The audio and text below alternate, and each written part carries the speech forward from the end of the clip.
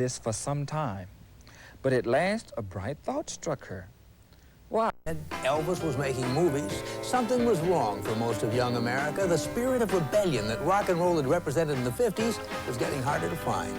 The music needed new vitality, and found it, not in America, but on the other side of the Atlantic, in cellars and pubs all over Britain. Rock and roll was being discovered, revitalized, and transformed. By 1964, they came to show us that the golden age of rock and roll was really just beginning. America and rock and roll would never be the same. Beatlemania is at its height when the fans catch sight of their idols in the flesh. When you first start, you never think you'll get as big as, we are now. You play around all the clubs and that, and, you keep hoping, well, maybe we'll make a record or something. You just can't get over it, we're not used to it at all yet. We think it's fantastic. We love it. We had this haircut for, well, we've had it for about 2.5 or 3 years now, 3 of us. And Ringo had one, he's had his about 18 months. But the thing is, we did have the haircut before all this, before we made records. It wasn't a sort of contrived idea. There was nothing contrived about the Beatles, and that was part of their immense appeal. Their snappy sound and novel presentation became a benchmark for such groups as the Dave Clark Five, Herman's Hermits, Freddie and the Dreamers, and our first act, Jerry and the Pacemakers, an early example of the Liverpool sound. Jerry and the Pacemakers were the second group signed by Beatles manager Brian Epstein. They then had the unprecedented distinction of seeing their first 3 British releases reach #1. Like the Beatles, they even starred in their own movie. Here they are at the top of their form, singing one of those chart-busting singles, How Do You Do It? Another wave in the British invasion to reach our shores was the duo of Peter and Gordon. Their first single was a tune written by 2 of the leading figures in that invasion, Paul McCartney and John Lennon. A World Without Love reached #1 and started a 3-year string of hit singles for Peter and Gordon. Old Goldmine continues with Manfred Mann and the Animals. Manfred Mann in the early 60s, he embarked on a remarkable musical career that took him through an incredible 16 British hits. Classically trained, he later experimented with a more sophisticated jazz-oriented style of rock, but he's best remembered for songs like this one released in 1968. Here's Manfred Mann on keyboard and Michael Diabo on vocals with Bob Dylan's Mighty Quinn.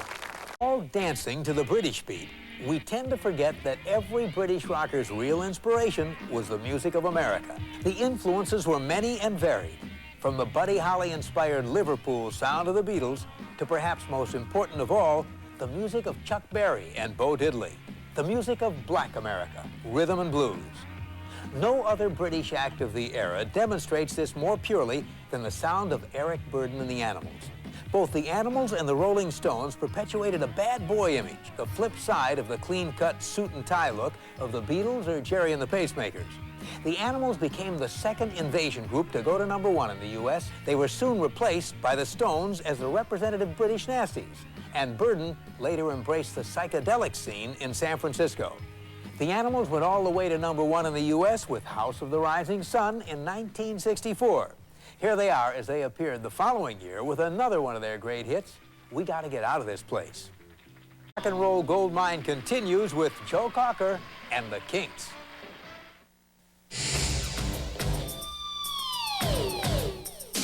Another prime example of American black music's influence can be found in the Ray Charles-inspired deep soul sound of Britain's Joe Cocker. Though his career has had many ups and downs, he remains one of the most unforgettable rock and roll voices of the 60s. Here's Joe Cocker with Leon Russell's Delta Lady. Most of the original British invasion groups are now long gone, but the Kinks have been able to survive thanks to the dynamic songwriting talents of leader Ray Davies. Davies was an art student in the early 60s when he joined his brother's band called the Ravens. Under Davies' new leadership, the group now called the Kinks pioneered the powerful electric sound that would find its way into the hard rock of the next decade. Here they are in 1964 performing their first international success, You Really Got Me. Procol Harum and the Moody Blues are the next nuggets from our rock and roll gold mine collections of single recordings. This innovation paved the way for such 70s groups as Yes, Emerson, Lake and Palmer, and Genesis. Procol Harum helped move the rock world away from a singles-oriented business to an album-oriented art form with music like this. All hands. Procol Harum helped start the trend to more thoughtful concept albums. Then our next group certainly took the torch and ran with it. Though Moody Blues' first hit, Go Now, had the sound of most of the British ballads of the day, by 1967, their music had taken on lush symphonic arrangements that would become a Moody Blues trademark for years to come. Here they are with one of their best-loved performances, Nights in White Satin. Every group could match the success of Procol Harum and the Moody Blues in the prestigious area of album rock. But in a market hungry for the British sound, there was room for everyone with special talent.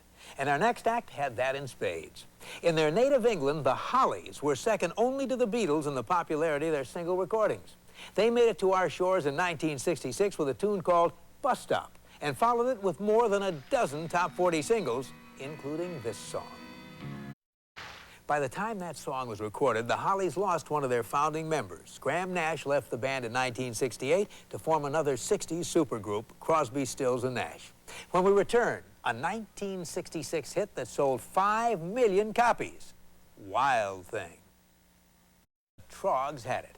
Their debut single, Wild Thing, sold 5 million records in 1966 and launched the group on a 2-year winning streak. Though they never recorded anything to match their first success, it lived for years in everything from Jimi Hendrix's immortal rendition to a novelty record featuring an imitation of Robert Kennedy. Here are the Troggs with their original version. Old blues is their foundation. The Yardbirds produced a brand of rock and roll that paved the way for the psychedelic rock of the late 60s and the heavy metal of the 70s. 3 of the greatest rock guitarists of all time, Eric Clapton, Jeff Beck, and in our coming selection, Jimmy Page, passed through the group's ranks. The result was a new, groundbreaking sound that drew upon such contrasting musical styles as rhythm and blues and Indian raga. The Yardbirds virtually invented the language of the modern electric guitar. From feedback to fuzz tone, they were the first to incorporate nearly every technical innovation. Listen closely to the guitar in this next number.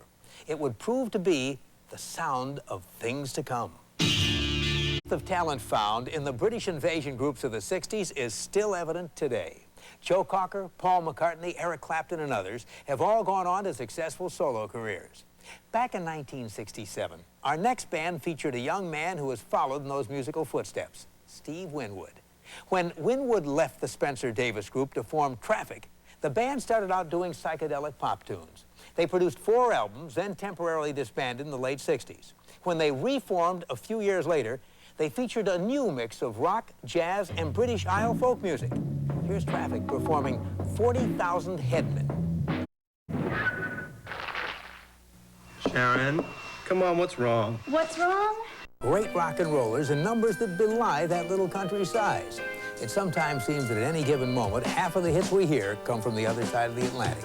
And this is the ultimate legacy of rock, that a distinctive American art form has spread to flourish, change, and improve, to be redefined and come back as vital as ever.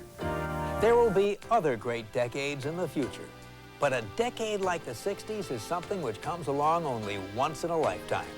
The tunnel is dark and mysterious, but at the end is a gold mine, a rock and roll gold mine, and the treasure is ours to share.